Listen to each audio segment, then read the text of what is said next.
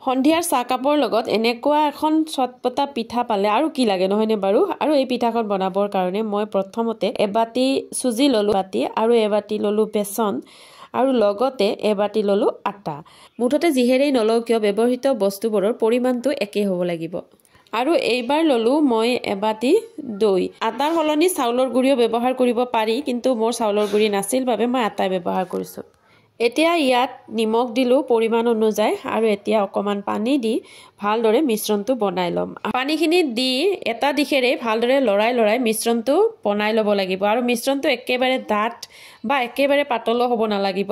যিসকলে চটপটা খাই ভাল পায়, মানে নিমখীয়া বস্তু খাই ভাল পায়, তেওঁলোকে এই পিঠাখন খাই বহুত বেছি ভাল পাব। আৰু ইচ্ছা কৰিলে এই পিঠাখন সৰু ল'ৰা ছোৱালীক টিফিনতো দিব পৰা যাব। মই পিঠা বনাবলৈ এটাই বেছি অসুবিধা পাওঁ, সেইটো হৈছে এই যে কেৰাহীত লাগি ধৰে, মই একেবাৰে বেয়া পাওঁ সেইবাবে।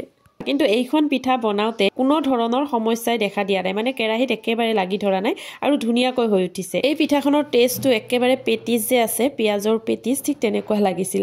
আৰু এইবাৰ মই পিঠাখনত দিবৰ কাৰণে 2টা আলু আৰু এটা গাজৰ খিচখিচিয়াকৈ ৰুকনিখনেৰে ৰুকি ললো। অৱশ্যে আলু গাজৰৰ সলনি বেলেগ কিবা কিবিও ল'ব পৰা যায়, যেনেকুৱা ধৰক পিঁয়াজৰো বনাব পাৰি। যি নহওক মোৰ গোটেইখিনি ৰুকা হৈ গ'ল। এইবাৰ মই এটা কেৰাহী জুইত উঠাই দিলো আৰু কেৰাহীটো গৰম হোৱাৰ পিছত তাত অকণমান মিঠাতেল দিলোঁ আৰু মিঠাতেলখিনিত প্ৰথমতে মই কেইটামান কালজিৰা দি দিলোঁ আৰু কালজিৰাখিনি দিয়াৰ পিছত মই সৰু সৰুকৈ কাটি থোৱা জলকীয়া কেইটামানো দি দিলোঁ।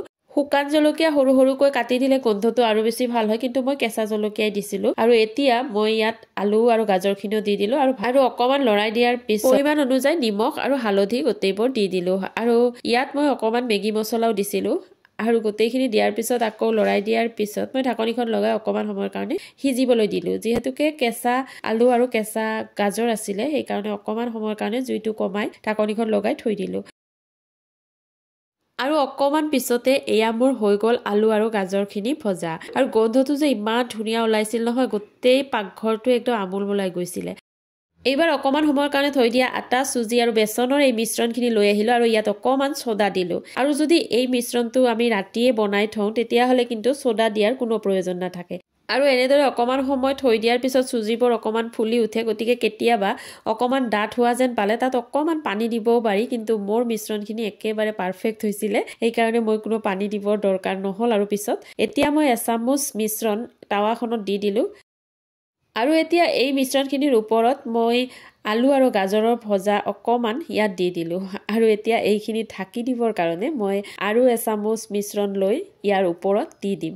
আৰু এনেদৰেই মই আজি পিঠাকেইখন বনালোঁ। এই পিঠাকেইখন কেৰাহীত বনালে আৰু বেছি ভাল হয়, মানে কেৰাহীত দিয়াৰ পিছত অকণমান ঘূৰাই দিলে অকণমান পাতল টাইপৰ হয়। যি নহওক মোৰ ইয়াতো বেয়া হোৱা নাছিলে। আৰু এতিয়া ঢাকনিখন লগাই কম জুইত অকণমান সময়ৰ কাৰণে সিজিবলৈ দিম। আৰু এনেদৰে অকণমান ইফাল সিফালকৈ পিঠাকেইখন অকণমান সময়ৰ কাৰণে তাৰ ওপৰত ৰাখিলোঁ আৰু এয়া মোৰ পিঠাকেইখন হৈ গ'ল। দেখিবলৈ পিঠাকেইখন যিমান ধুনীয়া হৈছিলে, খাবলৈও সিমানেই বেছি সোৱাদ ভৰা হৈছিলে। আপোনালোকে যদি এনেদৰে পিঠা বনাই খোৱা নাই, তেতিয়াহ'লে এবাৰ খাই চাব আৰু খাই উঠি মোক জনাব পিঠাকেইখন খাই আপোনালোকে কেনেকুৱা পালে। আজিলৈ আহিলোঁ, বাই বাই।